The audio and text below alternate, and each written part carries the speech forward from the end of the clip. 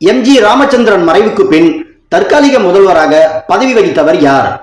Options: Janaki Ramachandran, Nedunchezhiyan, மு. கருணாநிதி, எஸ்.டி. சோமசுந்தரம். இந்த கேள்விக்கான சரியான பதில் நெடுஞ்செழியன். இந்தியா விடுதலை அடைந்த போது சென்னை மாகாணத்தின் முதல்வராக இருந்தவர் யார்?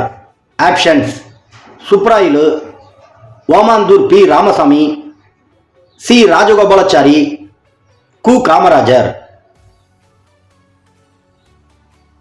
இந்த கேள்விக்கான சரியான பதில் ஓமாந்தூர் பி. ராமசாமி.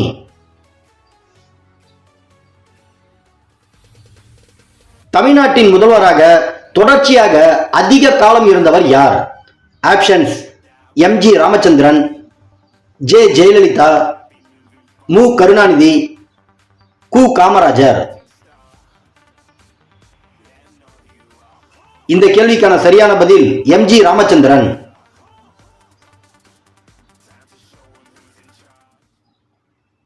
தமிழ்நாட்டின் முதல்வராக அதிக முறை பதவியில் இருந்தவர் யார்?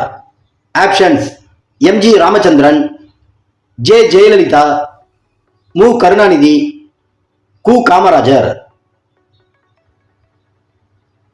இந்த கேள்விக்கான சரியான பதில் மு. கருணாநிதி.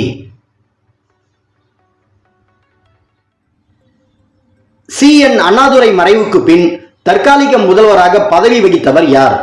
ஆப்ஷன்ஸ்: எம்.ஜி. ராமச்சந்திரன், நெடுஞ்செழியன், மு. கருணாநிதி, எஸ்.டி. சோமசுந்தரம். இந்த கேள்விக்கான சரியான பதில் நெடுஞ்செழியன்.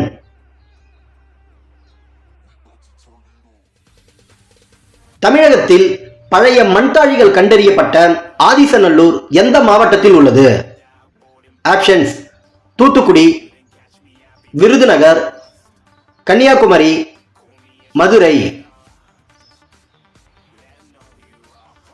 இந்த கேள்விக்கான சரியான பதில் தூத்துக்குடி.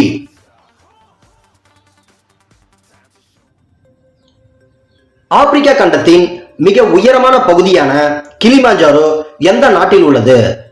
ஆப்ஷன்ஸ்: தென்னாப்பிரிக்கா, டான்சானியா, நைஜீரியா, மொராக்கோ. இந்த கேள்விக்கான சரியான பதில் Tanzania.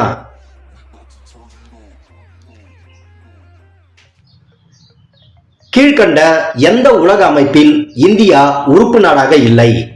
Options: G5, G15, G20, G24. இந்த கேள்விக்கான சரியான பதில் G5.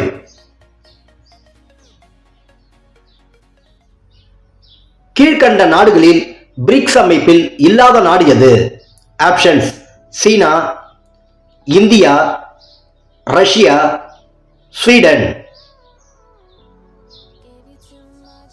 இந்த கேள்விக்கான சரியான பதில் ஸ்வீடன். உலகில் மிக உலர்ந்த பகுதியாக கருதப்படும் பாலைவனம் எது? ஆப்ஷன்ஸ்: சஹாரா, தார், கலகாரி, அடகாமா. இந்த கேள்விக்கான சரியான பதில் அடகாமா.